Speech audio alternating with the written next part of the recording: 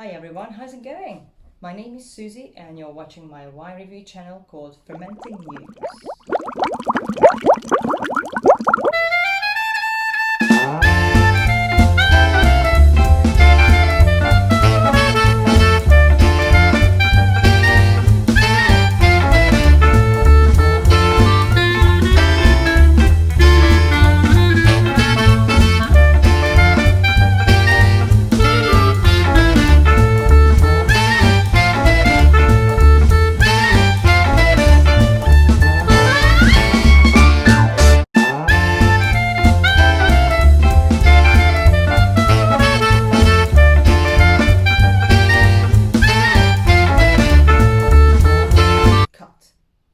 In my wine review channel, I would like to introduce you to interesting grape varieties, wine regions, and fermentation techniques, or any aging methods, anything that really makes a wine, for me personally, very interesting.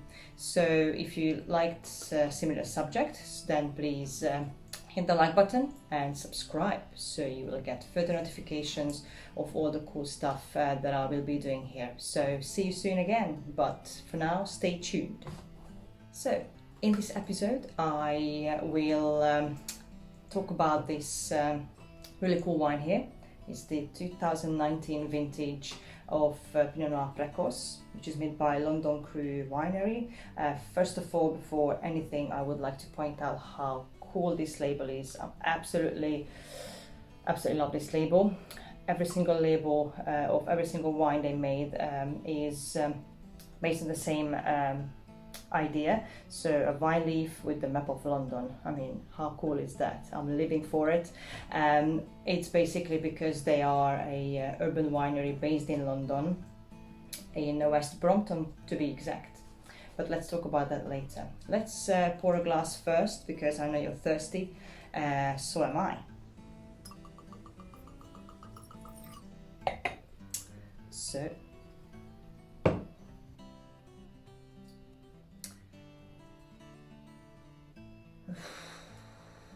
okay, well, where should we start? So let's start with the color first.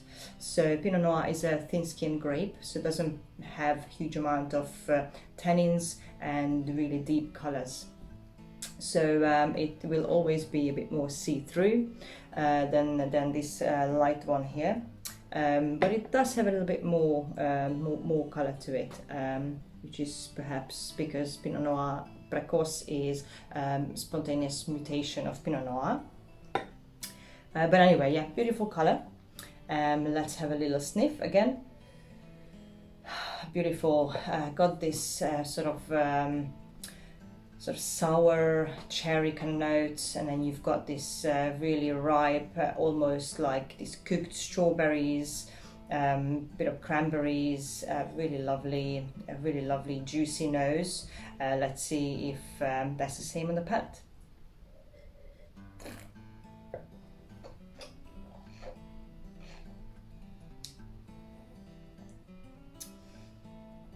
Lovely high acidity, just like Pinot Noir itself, especially in this cool maritime English climate. That acidity is really sort of quite striking, but it's great. It makes it a great food wine. Again, you've got these nice sort of sweet ripe cherries and ripe strawberries, almost like, again, these sort of more cooked or preserved strawberries. Lovely hints of oak, that spicy oak, cloves perhaps on the palate.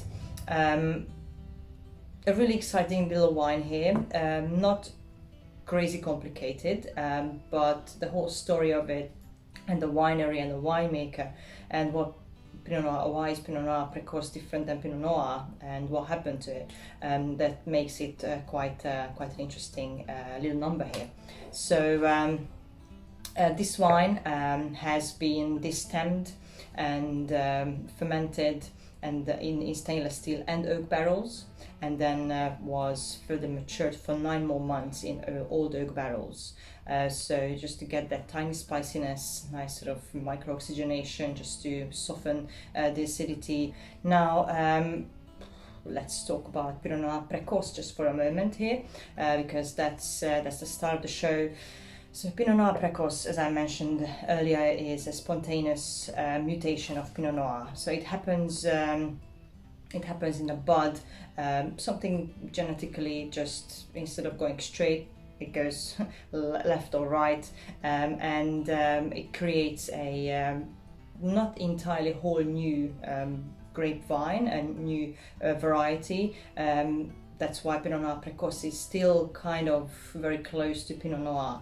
But the difference between the two is that Pinot Noir Precoce is an earlier ripening, a lot earlier ripening, which is a great help for English winemakers to make a decent English red wine. By the time we get to September, October in England, that's kind of like, you know, the rain is quite unexpected anyway and unpredictable.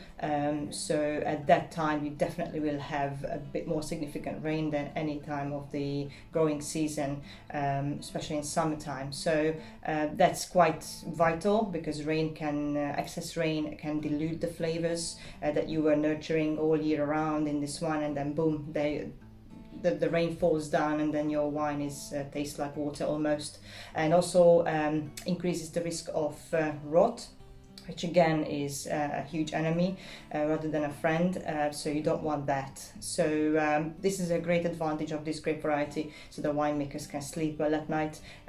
They get their grapes in the winery and ready to be processed.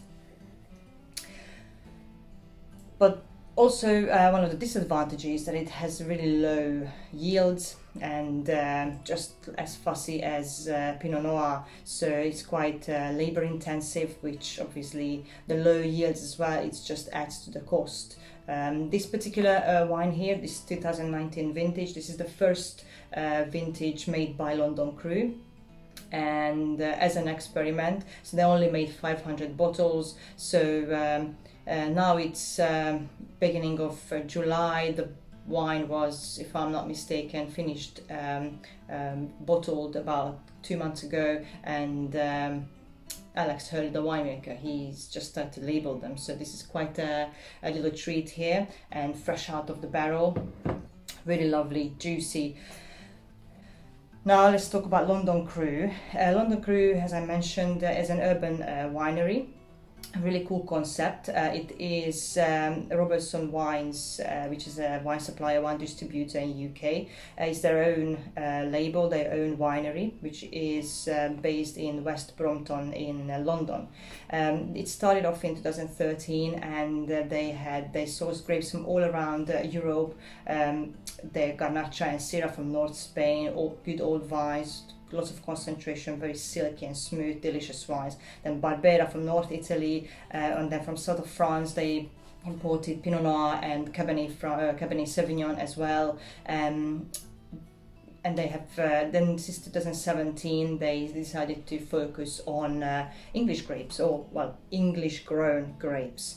So they have a beautiful Chancellor Lane Chardonnay, for example, and then they have Bacchus, which is the English Sauvignon Blanc. It's doing really well. Of course, most of the vineyards or the English regions are on the south part of England, so Kent, Sussex, and then you've got Devon, and then you've got Cornwall as well. Some in Wales, and apparently some in Scotland as well, but might be a little bit too wet and too cold for that, so I'm not sure about the quality of those wines, but worth a try, absolutely, why not, push the boundaries all the time. And in 2018 they had the new winemaker arriving to London Cru, Alex Hurley, who came from Australia originally. Alex Hurley was an exploration geologist for 7 years, and as a hobby he was doing wine. He was tasting wine, traveling around the world to vineyards, wineries, and that passion that sort of grew into something more serious. And Alex arrived in UK and studied at Gusbourne Winery, and then from there in 2018 he decided to join London Cru. And because he just loves the challenge, loves Bacchus, and he loves this sort of high acid grape varieties and this cool climate, he finds it as a great challenge. Food recommendations. What would I have this wine with? Well, perhaps you know, just on its own, slightly chilled at the barbecue. Absolutely. What else could be on the menu for this? Perhaps you know, some grilled chicken, perhaps, or some grilled vegetables, something savory, maybe some halloumi. Grilled halloumi would be really nice, be caramelized and charred, slightly smoky. Some charred vegetables, charred peppers and onions and zucchini and all that stuff. Since we're talking about barbecue, kudos to Alex and London Crew on this one. Really makes my mouth watering and really wants me to have another sip. So this wine on the shop shelf would be probably around £27-28 a bottle.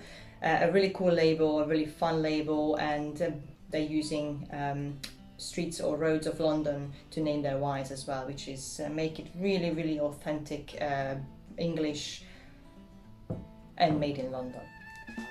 Thank you for watching, I appreciate it. If you liked what you saw, then please hit the like button and subscribe so you will get notifications of the further wine reviews that I'm about to do. Also, I have an Instagram account, fermenting.news. If you like to see other stuff that I won't be putting on my channel, then add me, follow me. Thank you guys, and don't forget to drink good wine. I think we're done here.